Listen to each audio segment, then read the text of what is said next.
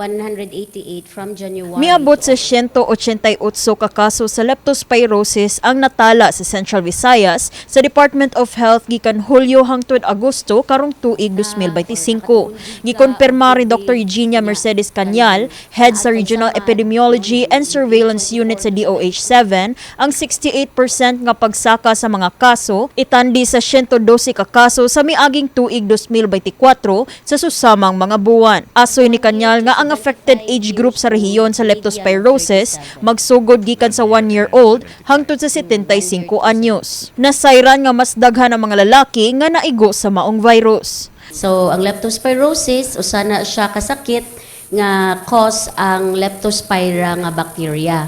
Okay, so the primary reservoir is the mga rodents nato, ang mga ilaga nga leptospira in moist environment. Okay, so sama sa mga puddles or even in the soil kay kanang ihi sa katong infected nato nga ilaga. Nagkanayon si Cañal nga mokabat na sa 20 ang natala sa DOH nga namatay sa leptospirosis gikan sa buwan nga Enero hangtod Agosto ning tuiga.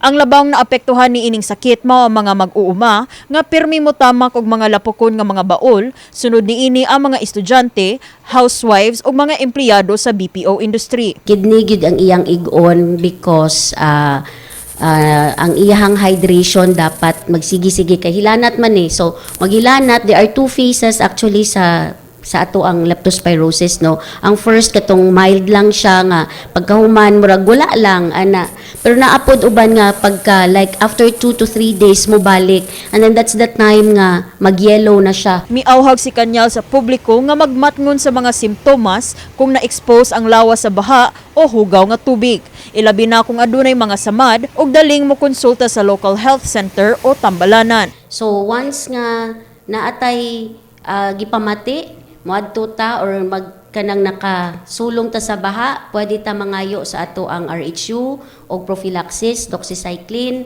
and then magpakonsulta gyud ta once nga magkahilanat ta after no naatay exposure sa baha. Kini si Liza May Piñaranda, alak sa My TV, Cebu.